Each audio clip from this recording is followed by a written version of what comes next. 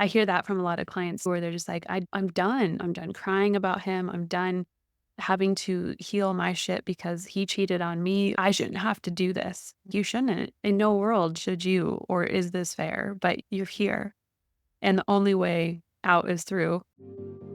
Welcome to Heartbreak to Wholeness, the podcast helping you heal from the mindfuck of narcissistic relationships and move towards the secure, peaceful woman you want to become. We will explore all of the tools that you need to get through your grief, to move past those I'll be alone forever fears, and rebuild your confidence so you can move forward in healthy relationships as your full self, never to get sucked into the narcissistic spell again. I am your host, Brie Walta, relationship clarity coach and EFT certified practitioner. Let's dive in. Welcome to this episode. Today I'm talking with a woman named Tiffanie Richards, and she is wonderful. I was on her podcast called True Crime Connections Advocacy Podcast. That's how we originally met. And we started talking about her story in addition to my story. And I was like, you have to be on my podcast. So I'm interviewing her today about her story. And she shares very openly about her experience of getting out of one abusive narcissistic relationship and then going back into another. And the abuse looked a little bit different. The narcissism looked a little bit different. But we talk about what happened and her experience and just what she was thinking going through those experiences and really her advice to you on how to avoid doing that. So you're going to hear some aha moments about how childhood is really important in our healing work, how our childhood shapes our idea of love, and why that might not be the most beneficial in your adult world now. We talk about her vulnerable experience of being with these different men and how you can avoid falling back into the abusive trap.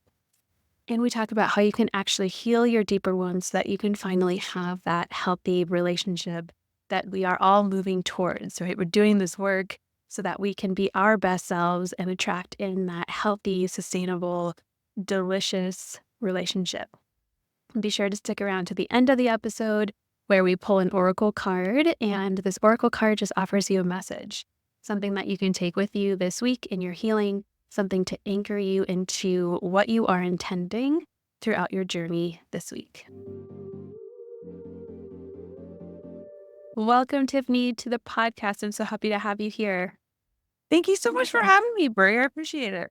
Yes, this is like a twice in 1 week or almost 1 week, because I just was a guest on your podcast, and in thinking about like us doing a switch for podcasting, I was like, you have got to have a story with creating a podcast like you have, because you share stories from all kinds of traumas, really, from toxic relationships to crime to just a wider gamut that I think I was used to when I was rolling through your episodes. So I'm excited to have you on the podcast and to share a bit about your relationship story and whatever that looks like with our listeners. Well, thank you. I'm excited to share it. Yeah, there's a reason why all of us do what we do. There's a purpose behind it. And originally, when I actually first started doing my podcast, it was actually called Crime Over Cocktails. Quite the difference. Yeah. And it was the suggestion of a friend. And, I loved crime stuff. She loved podcasts. It worked. Well, it wasn't for her by episode 5. Well, I kept rocking with it.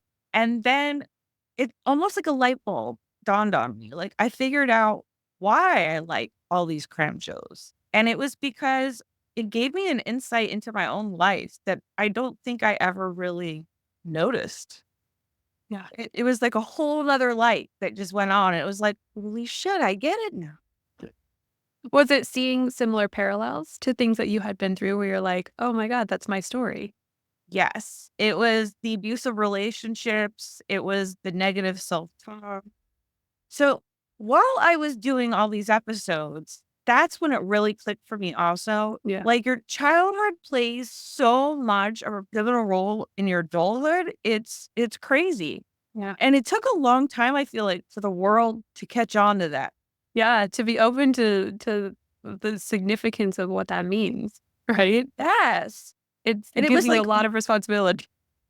for sure. Oh my God. My My partner and I have a joke. We're like, when we have kids, we're definitely going to fuck them up in some way, but I just hope it's different ways than I was fucked up. Like, I just don't want to pass down the same shit. Exactly. I mean, there's no such thing as a perfect parent. You just have to learn to stay in your lane, in a sense. Yeah. But that was a huge aha moment for me because then I started realizing why I chose some of the friends I chose, why I chose some of the men I chose. And it's because I was being treated the same way as I was being treated growing up. It was my norm. Yeah. I didn't know that, like, that's not normal to be like, "Oh, you shouldn't wear that." Well, okay, like, Yeah. oopsie poopsie, let me go change. You know what I mean? And Um, little by little, it starts embedding in your brain. yeah. And as painful as it is to be in those dynamics, we can cognitively say this relationship like is hurtful or I feel bad in this relationship, but we will always trend towards the familiar. That's just our human nature. Our brains, our bodies, everything want efficiency. And when they recognize something that they know how to dance in, then we go there. It's like you know how to interact with those types of people. Healthy people were the unfamiliar at that point in your life. And so, of course, and that coupled with you not knowing any different, of course you're going to stay in that familiarity. Oh, for sure. I mean, there'd be so many guys that were just so sweet, like giving you anything that you ever wanted. And it was just like, I'd Yeah. rather hang out with this guy, and, tells me I'm ugly, fat, and gross. Oh, It's like, no, that's not what we're doing. yeah. I have such a perfect story about that I'll tell really quickly. So, my now fiance, we met originally, like, I guess 12 years ago now. And at that point in my life, I was so focused on unavailable men. Like, I was chasing the men who didn't want me. I was trying to convince them to love me. I was trying to fix them. We worked together, my now fiance, back then, and he had a huge crush on me. And I didn't even register him as like a possibility of person. He asked me out and I was like, "No, thanks." And then fast forward 10 years after going through some shit and a lot of shit storms with men and being in a different place where the energy of that unavailable bad boy that hasn't done his work is not appealing anymore. When John's my fiance, when he walked in for coffee, I was like, "How did I not date you earlier? What the fuck was wrong with me?" But it was like blinders had come off. It was such an insane experience. The type of people that will be attractive to you changes with the more healing work that you do. Oh, yes. I mean, you definitely have to start putting in the work if you want to start seeing different outcomes. That is for sure. Yeah. I no longer put up with what I put up with back in the day. No. No way, no. No. No, and there's so much compassion when I look back on myself and my experience, I'm like, I really didn't know any better. I really thought that that was how relationships were supposed to be. I really thought that, me giving my loyalty to them meant that I had to withstand anything that was given to me. And it's just so sad. It's so sad to reflect back on how low my bar was, my standards were back then. I mean, they were underground. They were non-existent. Like, it was pretty much, if you choose me, then I will do whatever I need to do to be loved by you. And that's not a healthy way to enter or be in a relationship in general. I think what you just said was absolutely perfect, like spot on. Because literally in the back of our minds, when some of this stuff is happening to us, we know like this probably isn't okay. Yeah. Like this is weird. Like I had one boyfriend that he used to be a bartender and he'd order on sometimes maybe like drink during work. And so he would expect me to get up at like 3 o'clock in the morning so I could go pick him up for work Mm. because so he could have a great shift. And it's like, if I'm sleeping, you need to let me sleep Mm. because I have insomnia and apparently I have sleep apnea. I'm still fighting that one, but Oh, so yeah. So I maybe get 4 to 5 hours a night. oh, yeah. And it was just stupid things like that that were just all about him, him, him. It was nothing about me, but I didn't want to disappoint him. I didn't want to piss him off. I didn't want him to ask another girl to bring him home, Mhm. So I just did what he wanted. Yeah. And it's just something as stupid as that. But when you think about it, like those should be boundaries. Yeah. Yeah. Well, that when we don't have boundaries, we're operating from a fear place in a relationship, right? Fear of upsetting him. So we walk on eggshells. Fear of him, reaching out to another woman. It's like all of that behavior is based in fear versus if we know our boundaries and our non-negotiables and like, fuck that. I'm not like, no, like, I'm not doing that. You're an adult man. Figure out your own right to work. But if we don't have those boundaries, then we just continue to operate from that fear place because the stakes are so high for that relationship to end often too, because our sense of self is tied in with them and our value is tied in with them choosing us. And it just gets really tangled really quickly. It's a messy trap that you can find yourself in, especially because I was already kind of vulnerable. I've now been in two absolutely horrible relationships. And then the first one was with my son's father, and it's weird when I look back at them now, I see how different they were, but at the same time, how they had the same kind of abuse styles in a sense. Like the first one got physical. The second one was never physical, but it was definitely mental and emotional and, all that shit. But it's crazy looking back on it. I used to think they were both narcissists, but now I'm wondering if the first one was just a sociopath. It's a special combination. I mean, both of those things have in common the lack of empathy, which Yeah. you can present a little bit differently in both of those scenarios. But yeah, it's the lack of empathy is a scary, scary, scary thing.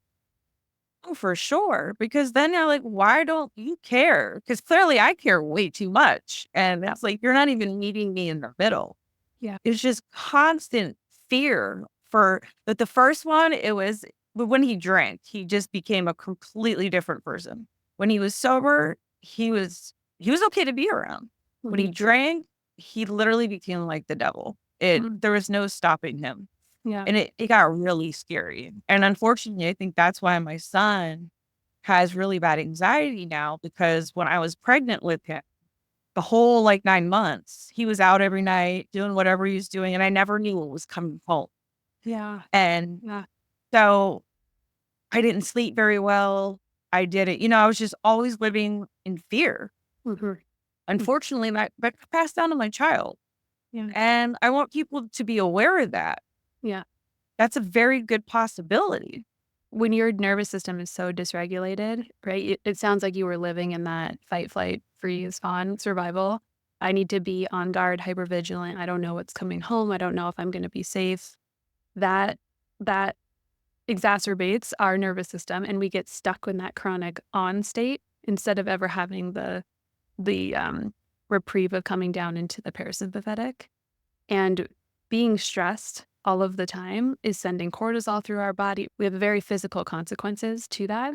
So, of course, if you have a baby inside of you and you are experiencing high levels of stress and anxiety, on some level, the baby is going to feel that too. Yeah. I'm so sorry you had that experience while you were pregnant, on top of all the hormones and the everything that comes with being pregnant. Yeah. And I sometimes I get mad at myself, like, why would you stay? Why did you go through that? But you don't see it in that light at that moment. You're like, I was 24 years old. I finally was out of my mom's house, living with a guy. I wanted it to work. Now I'm about to be in love. And you want the dream life. You want this life. Because before I got pregnant, I was out having fun with him. So I kind of overlooked some of the red flags Yeah. because I was there enjoying the party too. I did see it. Clearly, he was on a whole nother level, and I knew that. Yeah. But I didn't realize to the extent it got until you're isolated, living on an island by yourself, because it turned out he wouldn't allow me to work. Mm. So I couldn't get my own money. And it became like a prison. and not understanding what was going to walk in the door Yeah. at any time was absolutely, it was frightening. Yeah. What was sort of your aha moment, or what was the switch where you were like, "I need to leave," or "This isn't okay"? What did that look like for you? My son was a month old, and I was like, I can't do this anymore. I do not want my son to see this behavior and to think it's okay.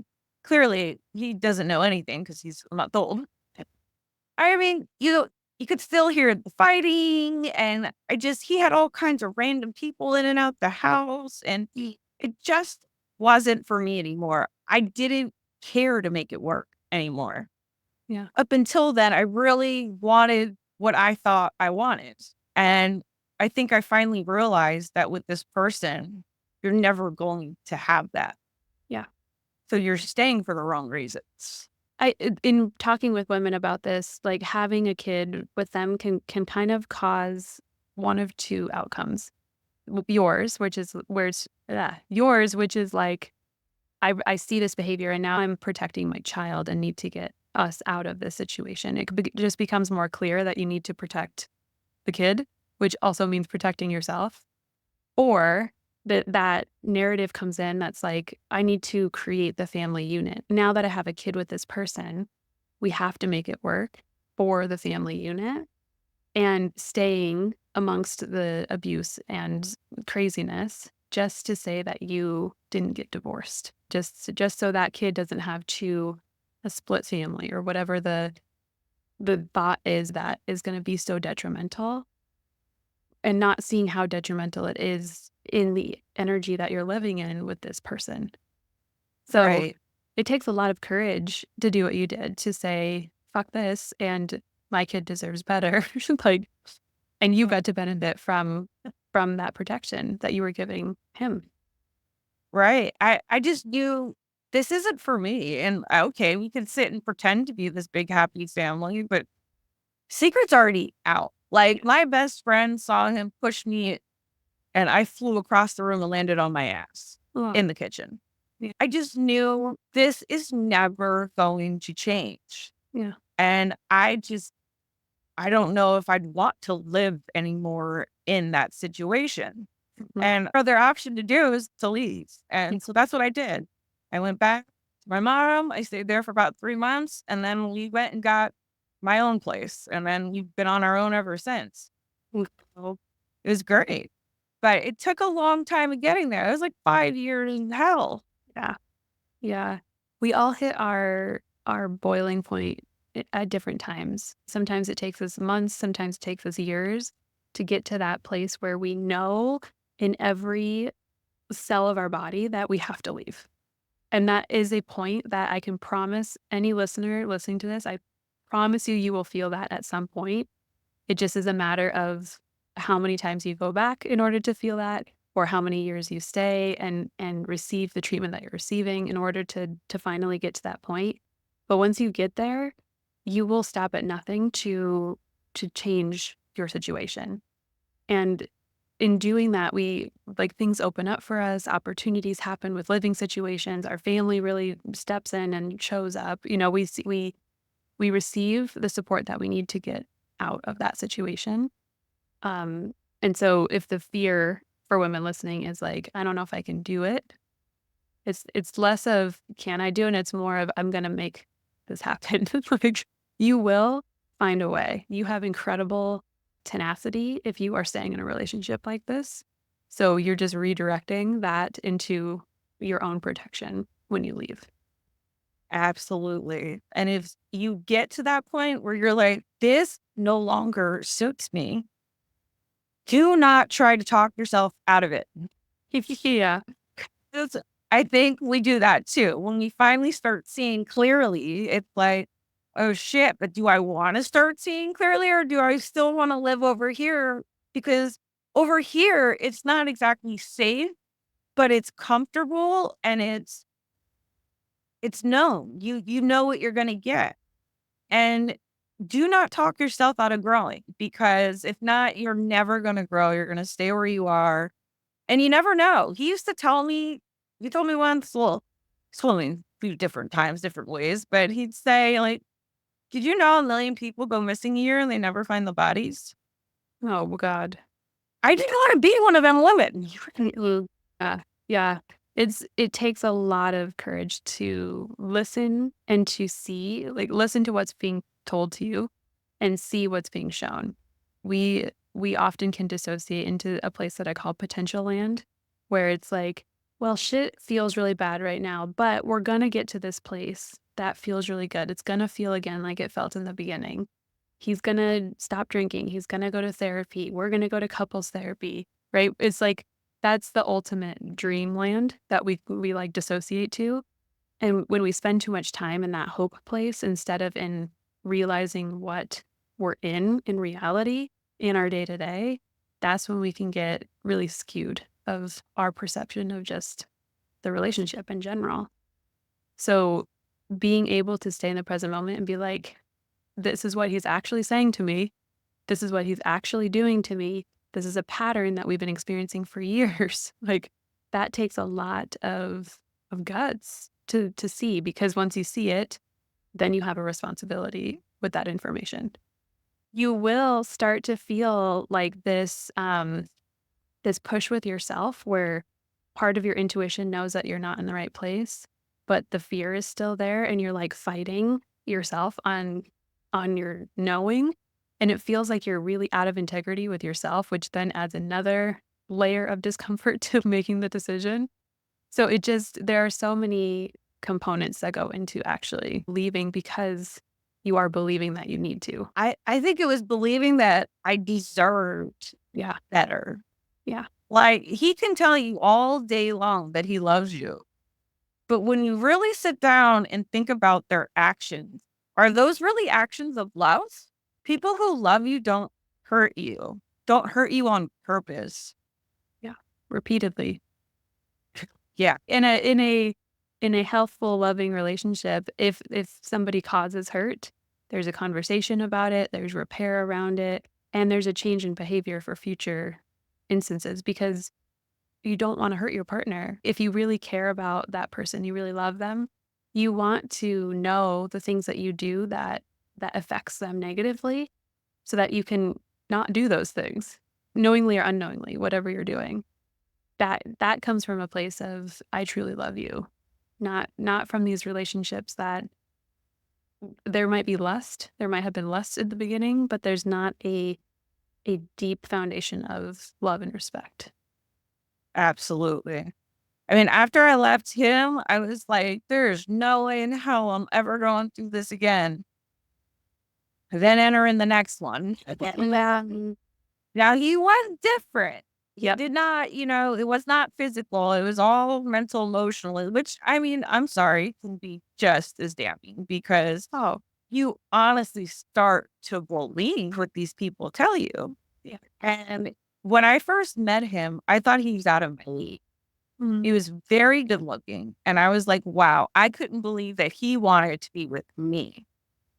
And that's something I still am like, why did you put yourself so far down thinking that this person was better than you when clearly you are the better person? That's why he picked you. Yeah. Yeah. I was an easy target. Yep. I was already healing from an abusive relationship, and he made me feel wanted and seen, and it was all a ploy. It was just a game. The same thing he did with me, he did with every other girl. So, I mean, every time I would check his phone, there was shit in there. And then it's like, well, stop checking my phone. It's your fault, Tiffany. Don't you know that? Of course, it's always my fault. That's probably my favorite. Like, I don't know. It's a twisted way to say favorite, but like the line from men when a woman finds out that they're cheating is like, well, you shouldn't have looked. You shouldn't have looked for it. That's not my fault. But we actually believe that in the moment because of the way that they twist their shit around, and then you leave and you're like, maybe I shouldn't have looked at it, and maybe if I was a better girlfriend, he wouldn't have had to cheat. Right? It's like all self blame when we would get to that point. It was my fault. I went and looked in the phone, and he's like, well, if you go looking for something, you're going to find something. Oh, yeah. No fucking shit. Why do you think I'm looking? But it's like I lived in that fear because I knew what was in that phone. Yeah. And like for women or men, do not let them make you feel horrible for second guessing your intuition. Because if Mhm. there's nothing there to hide, then there's nothing there to hide. Yep. So literally every time if he would leave his phone like on the table or something, I would like poke it because clearly, there's a password on it just to see the notification. Like that's what I lived in. Yeah. That one went on for 7 fucking years. Wow. Yeah. It's I'm emotionally draining. Oh my God. It's consuming. It takes over your entire emotional and mental capacity, right? On a conscious level or unconscious level, where you might still be going through the motions of work or whatever you're doing, but in the back of your head, you're wondering about what was that last text message? Why didn't he respond to me? Where is he tonight? He said he was going to be home by X time. Right? It's just like it's it's yeah, draining is the best word because just sucks all of your energy. It's like you're in a strainer. It's just like you try to put energy in and it just keeps straining out the bottom. Oh, for sure. And I'm He one consumed my every freaking thought. And it was just like, I can't do this anymore. And then if you have your phone with you everywhere you go, why can't you answer when I message you? I'm not in your hands. That's the best. I had that exact same thought. My ex I was like, you have selective responses to people because I know your phone is never not on you. It's dumb. It's dumb in so many ways. Yeah. I'm wondering because I had a client share this with me. She went from a physically abusive relationship to an emotionally abusive one, and she was like, "I just needed him to hit me in order to know that it was not a healthy relationship because she knew that the physical abuse was not right, but he never actually hit her. So she's like, well, he's not as bad as the last guy. Maybe this is the healthy relationship, but it still was a very unhealthy relationship." Was there any sort of comparison that you went through in that sort of sense of like, well, he's not holding me against a wall or he's not, he's not putting his hands on me? Yes. But at the same time, as I went in it more, I started really being like, okay, this still isn't okay. But my problem was I was so fixated on why he wanted me. Like I don't know why I was so freaking insecure. I don't know why. Like, and he always used to tell me that I was ugly, fat, and gross. Mm, But like, he never wanted me to go out. Like, he tried to isolate me. It got to yeah. the point where if I knew I had plans for Friday night, I did not say a word until it was Friday night and I was going out. Because if I would have said something like on Tuesday, Hmm. for the rest of the week, that's all I'm going to hear about Yeah. is me going out. He didn't want me in bars, but it didn't make sense to me. If I'm so ugly, fat, and gross, why don't you want me to have friends go out? I Yeah. started seeing the bigger picture. Yeah. I still stayed for longer because I just thought this man was so beautiful. And I do not know why I allowed that stupid concept to hold Yeah. me in this for so long. Yeah. But I was like, he looked like he was just clipped out of a damn GQ magazine. Think I could ever get somebody like this? But when you Yeah. looked at him from the inside, he was so ugly. Yeah. Inside, Yep. it was ugliness. He was angry inside. Like everything had to be his way, his way. Like I'm starving one day, starving. And I'm like, we need to eat. He made me wait in the car while he went tanning first before I could go and eat. It was always his needs before anyone else. Yep. And I saw the way he would use friends. Like another thing for people to realize is if you're a man or a woman and your partner has like 0 friends, there might be a reason for that. Yeah. That's a red That's flag. a big yeah. Yes. Yeah. Especially long-term friends. Yes. He had really no male friends. They were all females. Hmm. And, I think he probably ended up sleeping with how he woman. But these are little things. Like any man or woman who says every single one of their exes was crazy, run. Run now, pack your shit, go. Yeah. Because it can't be all of their exes. It's them. They're the crazy one. You touched on a really important point of how we pick people. So I have a self-guided course called Find Yourself Again that helps guide you through identifying your values, your needs, your non-negotiables, and your wants, and talks about how when we have a new person come into our sphere, we put them through the filter system, right? We're like, do we share the same values? Okay, if we share the same values, then can I have my needs met by this person? Or are there any non-negotiables that are kind of glaring at me? Okay, that looks good. So then do they have what I want? Are they good looking if that's what you want? Do they have money if that's what you want, right? It like those things become the third if they make it through the first two filters. But where we get in trouble is when we start picking people based on they're beautiful or they have the car or they know how to cook, right? These sort of more trivial things that there's not a depth, there's not a long-term future sustainability if he's good looking. It's like, okay, great. So he checks that one box, but you share nothing else in common. He's mistreating you. He can't meet your needs. He doesn't value respect, right? All these things that if we haven't done that exercise in some fashion, then we just don't know. We don't know what we're actually looking for. And that coupled with low self-esteem, when that person comes to you and is like, I want to be with you, it's like, okay, it's like someone's choosing me. So there has to be some level of self-awareness and confidence that's built first. And I wonder, I don't know how long in between the relationships were, but was there healing work that you did around the first relationship before you got into the second?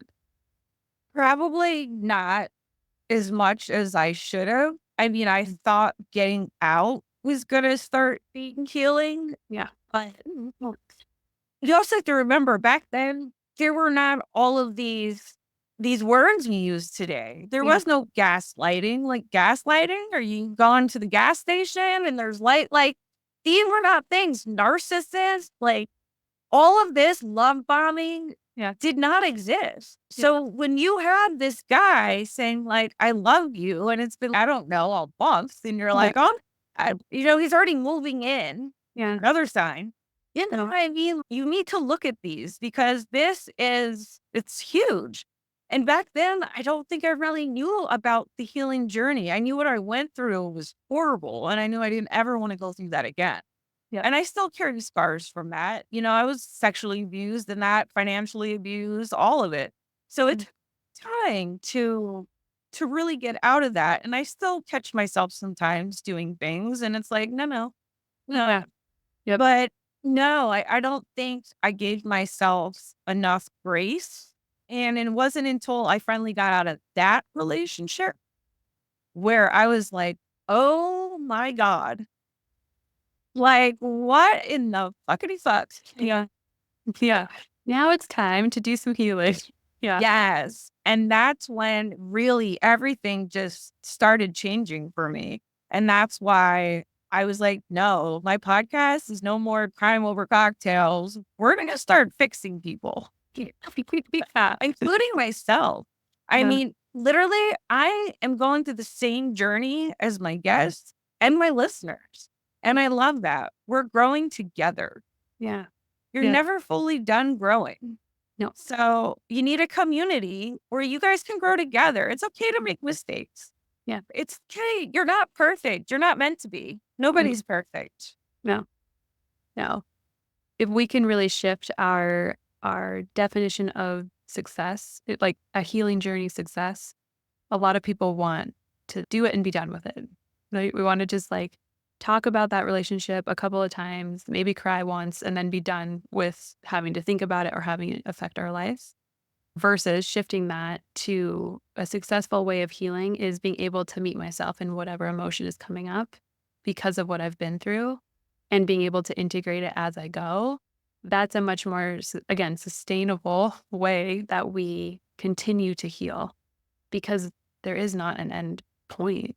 We're gonna uncover different layers at different times with different people and different situations. Like we're so complex And the wounds that we hold are so complex that you're setting yourself up for failure if you think that I can do this for a week or two and then the grief be done, the pain be over. Like, it's like it's not that black and white.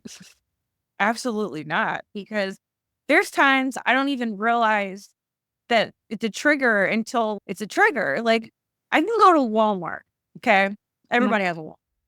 You know how crazy busy and packed these Walmarts can get. Well, while I'm like got my little cart and I'm going through, if I can't get out anywhere, I start panicking because I feel like I've been backed in the corner and not been allowed to escape. Yeah. And I start freaking out. Yeah. And then people are like, well, what is wrong with this chick? So, Yeah. I don't like feeling like I'm cornered anywhere. I can't do that. And my fiance once, like, we don't usually go shopping together. And one day he was like, oh, and he was trying to figure it out. And I just realized, like, it took me a while to figure out, like, that was a trigger to. Yep. Yeah. Even in a new relationship, right? In my experience with my fiance now, especially in the beginning, there was a couple of things that really hit me in just the right way that I spun out into an experience that I had with my ex. And the experiences were totally different. The intention was totally different, but my body reacted. We were unsafe. And so there was still residual stuff that I had to tend to. I was like, I thought this was over. I thought I like let go completely of all this stuff from this person. But it's so deep and entrenched, especially the emotional and the psychological abuse, where that shit is like we have tendrils that go all the way down into our experience. And it's a matter of meeting yourself with compassion every time you touch on one of those things. And then getting more curious around what was the instance that happened originally and healing from that original place.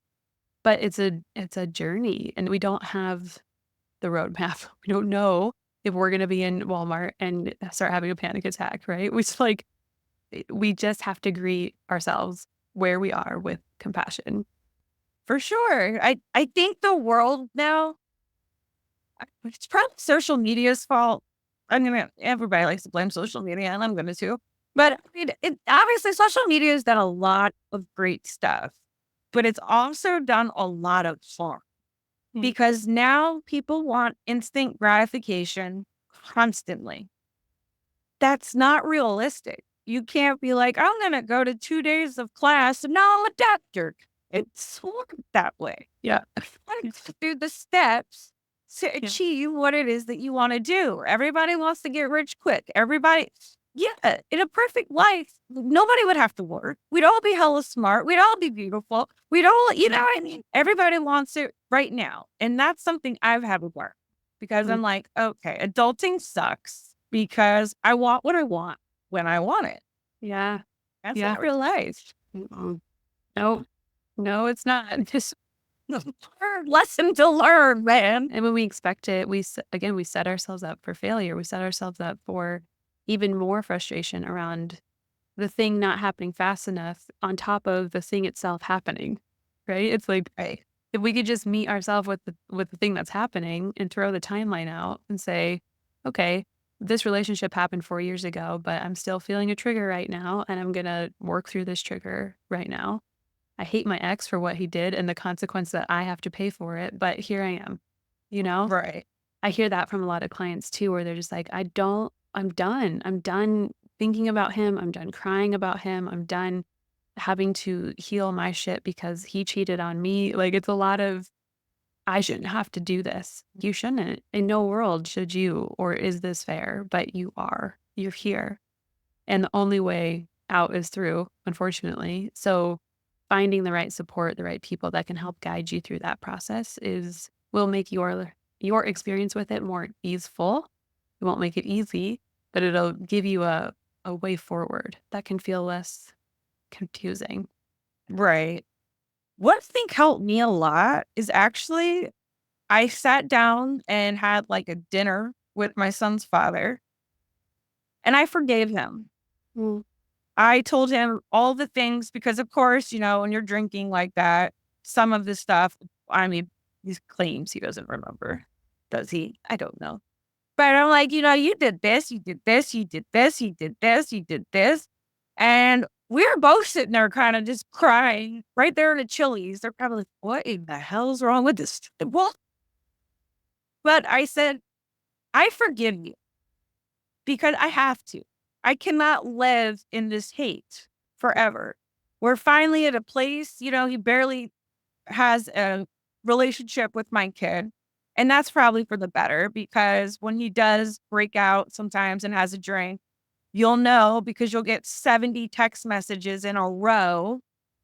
Another red flag, people, when Yep. you get a phone and like you say something and you walk away from your phone and there's like 100 messages, red flag. Yeah.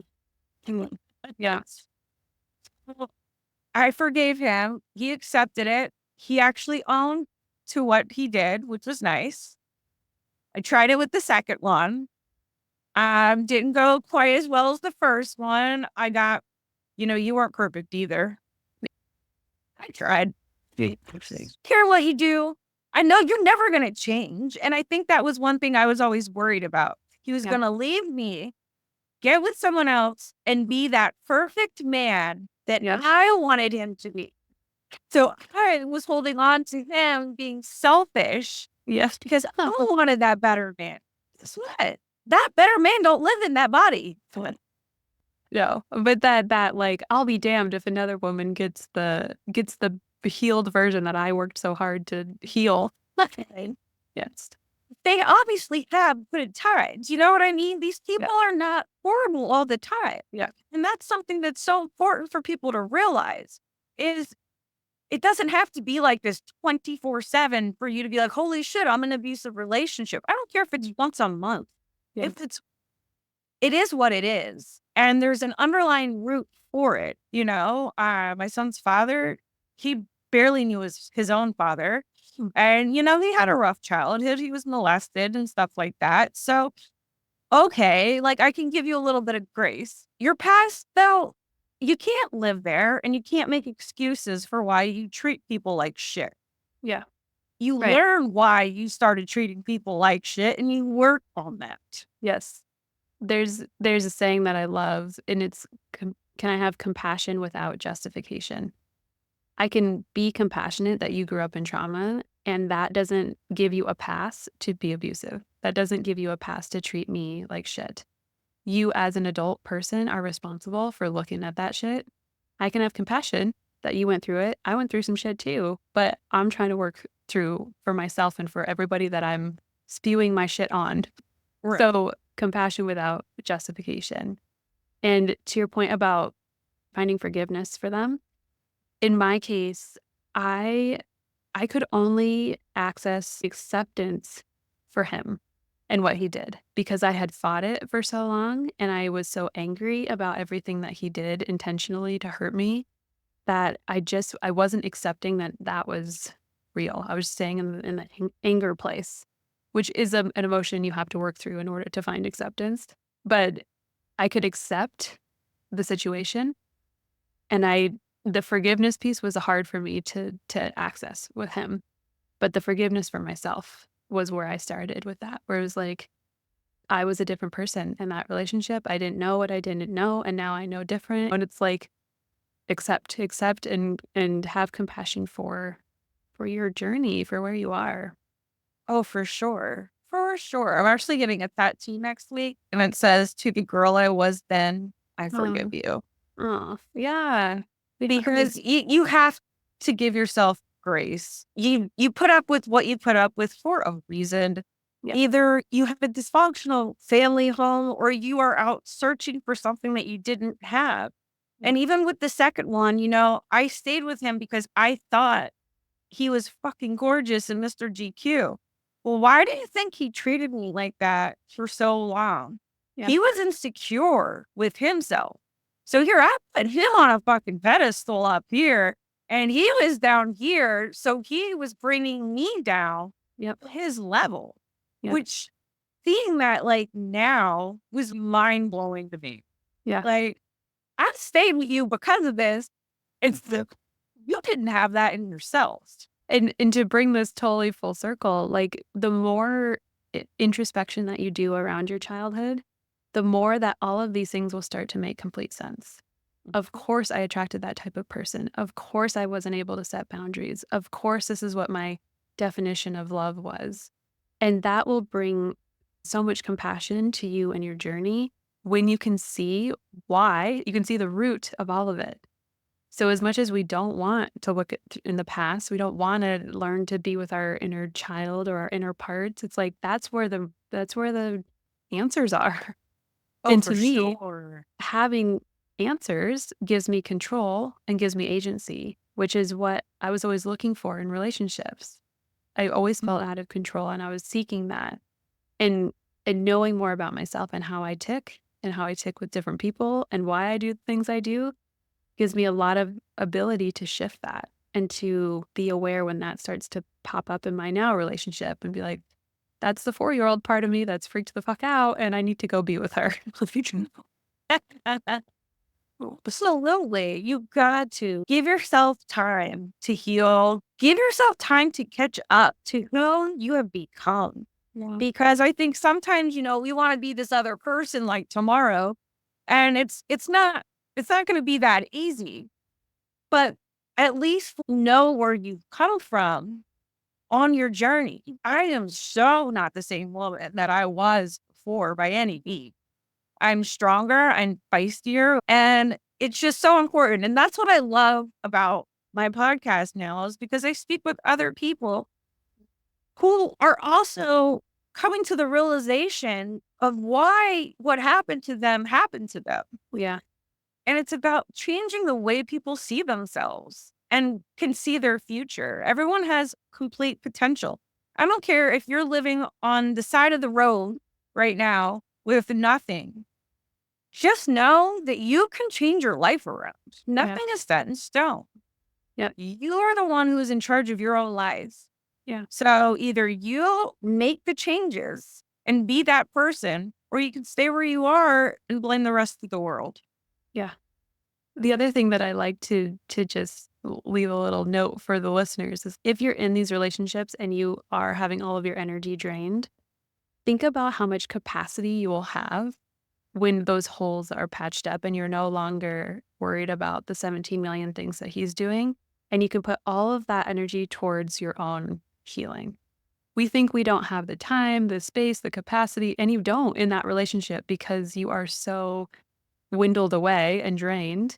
But when you're no longer that way, then you have so much more to give yourself and to trust that if you have the desire and the tenacity is the word that keeps coming to me, but like the drive to really figure this stuff out and to move through those uncomfortable parts, you can change. You can change the shit, but it's gonna not be great all the time. There are gonna be moments where you're in fetal position on the floor, and then there's gonna be moments when you're dancing around your kitchen. Like it's such a journey, so you have to be along for the ride, really, is what the basis of it is. For sure. Don't get off the road. Go for Yeah. the ride. Is there any last little bit that you wanna leave listeners with advice on moving through this healing journey? Just don't give up on yourself. Yeah.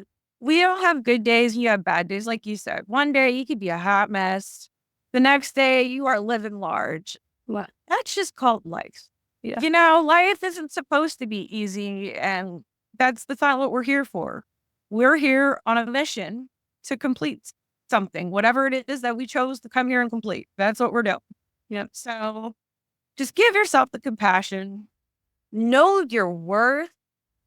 Know that you are somebody special and that you deserve to be treated with respect. Respect is everything. Yeah. And if you want to hear more, come check me out at truecrimeconnections.com. And yes, yes, yes. What else do you want to plug for that people to come and find you? Is that the best place to go? Yeah, I mean, I'm most active on Instagram and TikTok.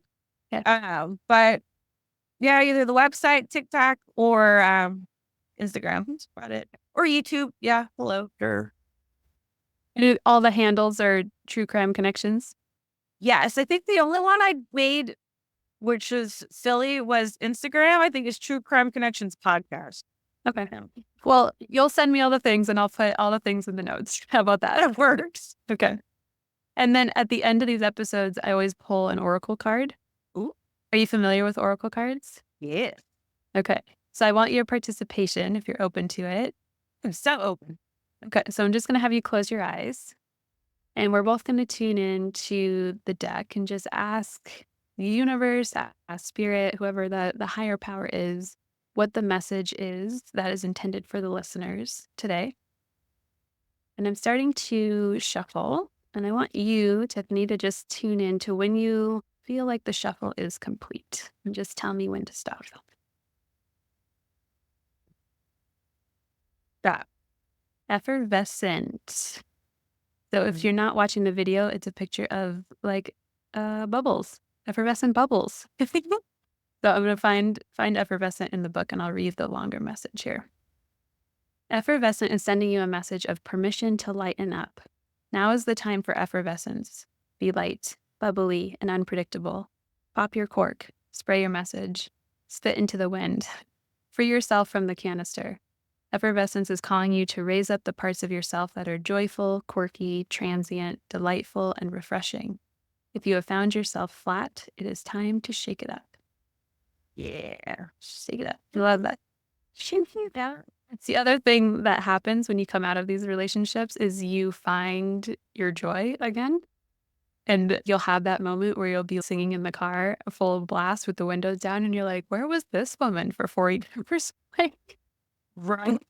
yeah. So the spark, your bubble, your light, whatever we want to call it, will come back on for sure. Yes. Shine your light bright. Blow your bubbles, girls. Blow Love your your bubbles.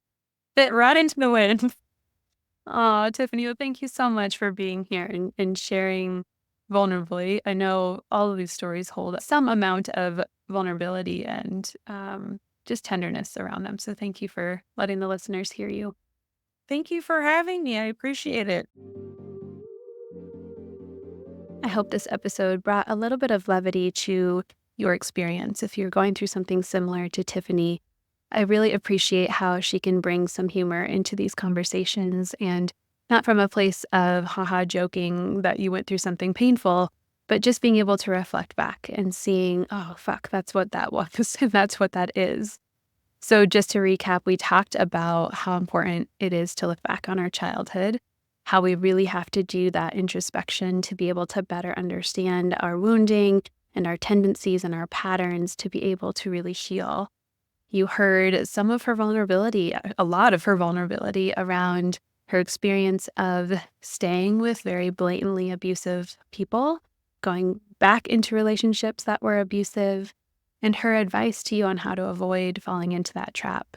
And then you also got some tips on how to do that deeper work to heal those actual wounds, again, so that you can really patch up your heart from the inside and we're not continuously looking for the external to fill that void, to make us feel loved, to make us feel chosen, really coming from that place from the inside out.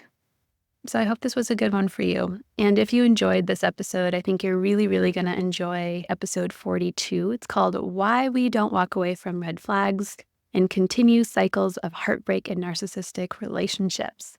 So it dives a little bit more into just the psychology around why we don't see red flags and why we stay in the cycle. So as always, this podcast is for you. You are not alone. And until next time.